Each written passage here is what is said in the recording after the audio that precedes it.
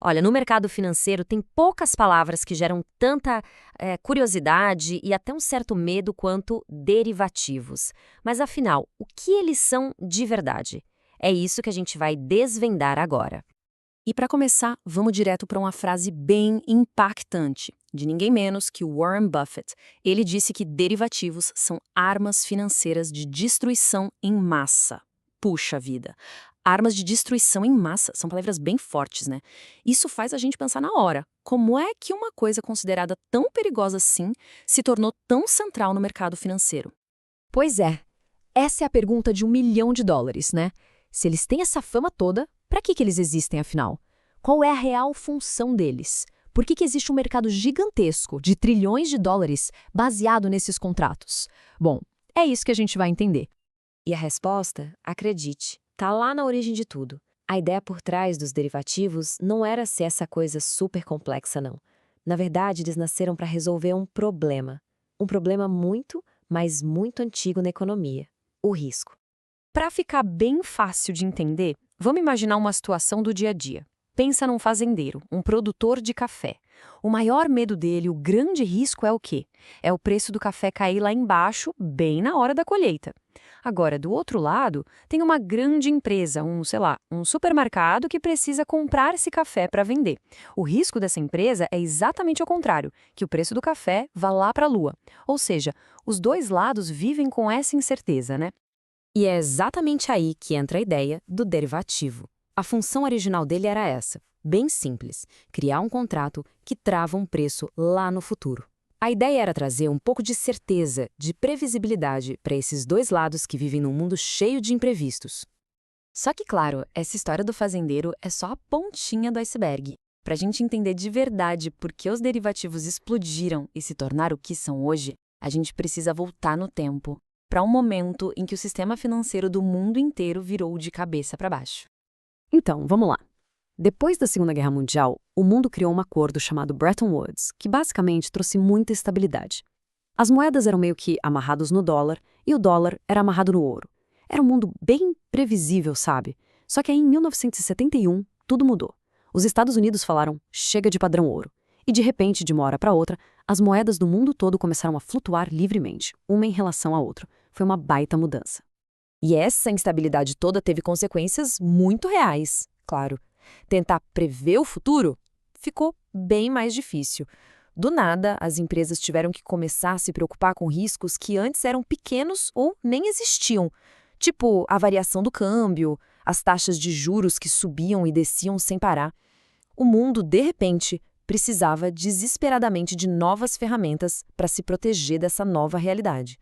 Ok, então a gente já entendeu o problema, né? O mundo ficou mais arriscado. E como é que o mercado financeiro reagiu a isso tudo? A resposta foi justamente a popularização e a criação de um monte de novos tipos de derivativos.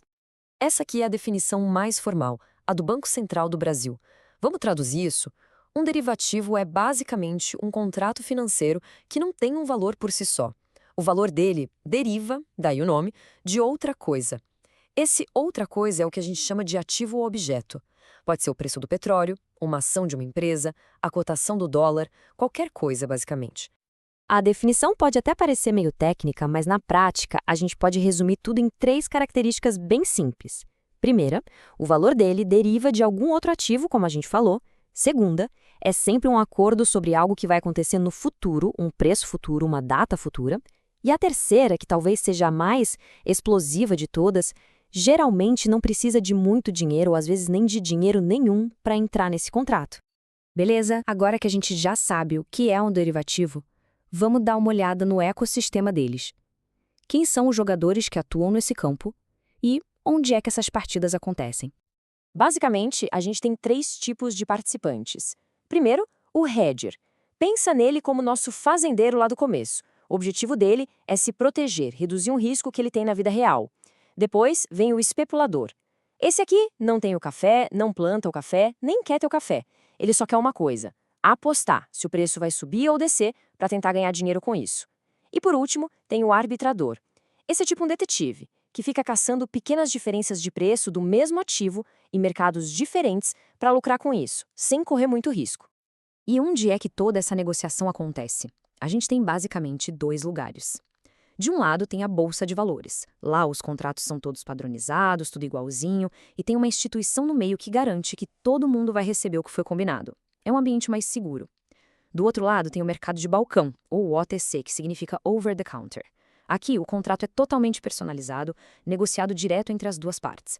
Isso dá muito mais flexibilidade, claro, mas também aumenta o risco, né? O risco de uma das partes simplesmente não honrar o acordo. E tudo isso nos leva de volta àquela pergunta lá do começo, aquela que veio da frase do Warren Buffett. Depois de ver tudo isso, afinal de contas, o que é um derivativo? É uma ferramenta ou é uma arma? Olha, a verdade é que, na sua essência, na sua alma, um derivativo é neutro. Ele é um mecanismo, uma tecnologia financeira criada com um objetivo bem específico: transferir o risco. Tirar o risco de quem não quer correr aquele risco e passar para alguém que está disposto a assumir, geralmente em troca da chance de ter algum lucro. E é aqui que a gente vê as duas faces da mesma moeda. Quando ele é usado para hedge, ou seja, para proteção, ele funciona como uma ferramenta. Um escudo mesmo, sabe? Que protege uma empresa da instabilidade do mercado. Agora, quando ele é usado para especulação, aí sim ele pode se transformar naquela tal arma. Vira uma aposta muito grande, que pode até gerar lucros gigantescos, mas que também tem o poder de causar perdas devastadoras, muitas vezes maiores do que o valor que foi colocado inicialmente. Então, o ponto central é exatamente este. O derivativo, o contrato em si, ele é neutro. Pensa numa faca. Ela pode ser usada para cortar o pão ou para machucar alguém. O resultado que o derivativo vai gerar, se vai ser proteção ou destruição, depende totalmente da intenção e da forma como ele é usado. E isso tudo deixa a gente com uma última pergunta, que talvez seja mais importante.